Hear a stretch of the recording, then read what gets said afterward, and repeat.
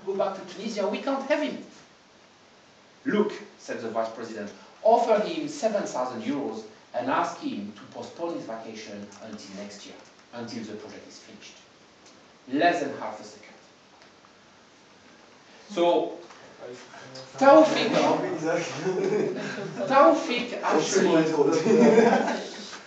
actually turned down the money.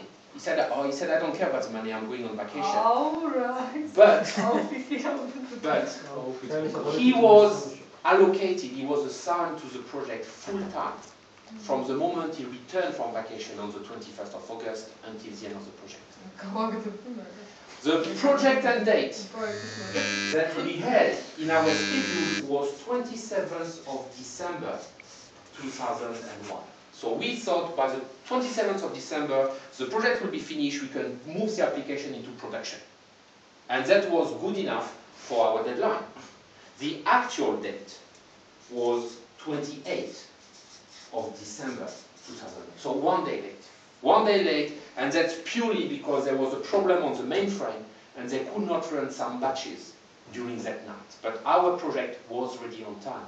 And I'm convinced that if the project manager had not done this presentation, we would have failed miserably. Okay, so to answer your question, yes, I did work on a project which I think finished on time. And that was partially because of risk management, but also a lot more because of communication. The message here was no different from the message here. We are in trouble, we don't have enough resources, except that it was presented differently. And the way you present things will make the difference between people believe you or people don't believe you. Okay? Sorry, you wanted to say something? I forgot. Okay, can ask later. Any more questions? So that's Monte Carlo, a simulation technique, not a calculation technique. It calculates probabilities of success of the project, and it may identify past convergence. I have one question. Yes. In this case, no one says that why you do this risk management, risk evaluation, why you didn't start earlier. 1 month earlier, you should achieve these results. I think nobody asked this question because everybody knew why we didn't start 1 month earlier, because we are so busy. It's back to the project's queuing.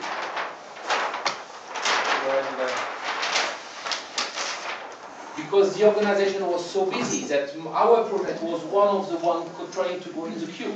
And you always wait for the last moment when really you have no choice, you must start now, otherwise, that's it. It's bad management. And I don't criticize management, bad organization, too much multitasking.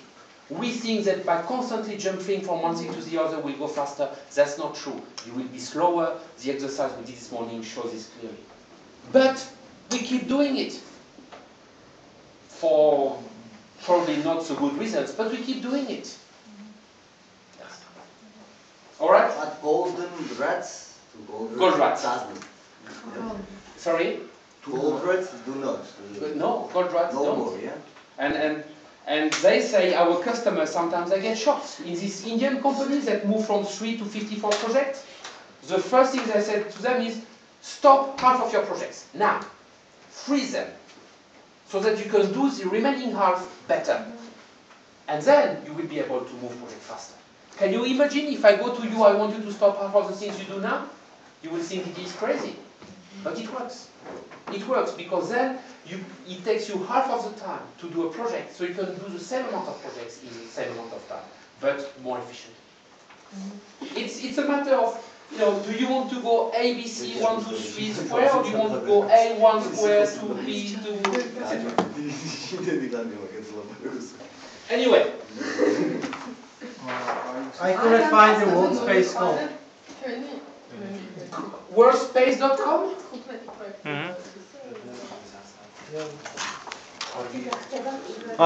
We found that satellite which was launched in 1998 October. Yes, but it's about the satellite. Okay. I'm surprised. Okay. Maybe they have changed their name. I don't know, but, but I promise you that's the people that did the work. Yeah, actually, there is that Alcatel Aerospace. They launched the satellite in 1998 October, which is the Afrostar, Yeah. which is mainly used for particular frequencies for some digital radio or something Yes, like this. digital radio and video. That's exactly what it was about. And who was the customer? The customer, World as far as I Space. know, was called World Space. They went bankrupt. Did they? Yeah. Yes. A bankrupt satellite radio company. Because the cost of the project was too high. And they were late. And they were late for 3 months. No, it's not late for 3 months. Actually, the Alcatel benefit from this case, actually, as we see, but the case is that not all such kind of projects succeed because sometimes new technology will pop up in the middle and the project. I would argue that the project was finished successfully because the satellites were produced and launched. Whether the operation after that has managed to make money is a different matter. Yes, but, sure. But the project, I believe, was successful, and it was a very interesting project. It's the boss, the CEO of worldspace.com, was a guy called Noah Samara. Noah Samara. And as far as I know, he was born in one of the poorest countries in Africa, Ethiopia or something like that. But he was, sorry? Like Obama. Yes, and to some extent, yes. And because his father was a diplomat, he was educated in the West.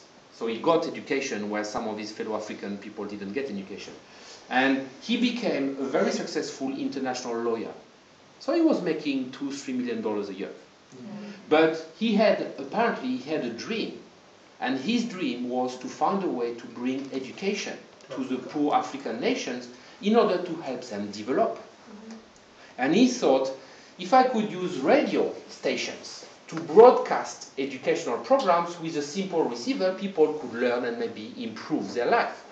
Wow. But Africa is so big that it's unpractical to build radio stations because you need to build so many of them. So he thought, if I could use a satellite to beam down radio programs, providing the satellite receiver doesn't cost more than $100, I can give access to education to the entire African continent. And one day, he gave up his job. He took his savings, a few $1 million that he had managed to save, and he went looking for investors. He went to Japan and convinced some chip manufacturers to design a new chip so that they could build a complete satellite receiver for no more than $100. Hitachi built the one. World Space receiver. Then he went to other people, radio stations, system so that you can broadcast your radio to the entire continent of Africa. Are you interested? The Voice of America bought airtime. The BBC International bought airtime. Say, yes, if you deliver a system, we will use it. Then he went to Alcatel and said, look, I have got $325 million. Let's make a deal. You become partner with me. You build the system. Shareholder. And they went for it. And they built the system, and they launched it, and they built the receivers. I was in Dubai a few years ago, and I remember on the shelves of the shop, you had WorldStar receivers. They look like a radio, but they've got a small antenna, and the point of using digital technology was, in each satellite, there was 128 channels. Now, you could buy one channel and use it to broadcast radio. If you bought one channel, the quality of the radio broadcast was the same as long waves radio. You know, it's a bit scratchy, it's not great. But you could buy 2 channels on the satellite and use the combined bandwidth, and then you would broadcast radio with CD quality, much higher. And you could also buy 4 channels and use the combined bandwidth to broadcast audio and video. Okay. So it was a very flexible system. All that from an idea, from a dream that someone had, and the belief that his idea was viable. So I'm very sorry to hear that the company went bankrupt because it's called worldspace.org and it's World Space Foundation. okay, and that's it. It's So they still have running. moved from maybe purely commercial, but yeah, I mean the well, we satellite got is some still up pick there. there, But it's exactly what you are describing. Thank you very much. Multi-radio. Yes, it's a fascinating program. At the time, he was planning to launch 3 satellites: AfriStar over Africa, AsiaStar against over South, and Ameristar over South America. With 3 satellites, he could reach an audience of, I think it was 2.5 or 3 billion people. Okay, with 3 satellites. So it was quite an exciting project, but that's one of the examples of. Okay? Yes. We need to move on. Yeah.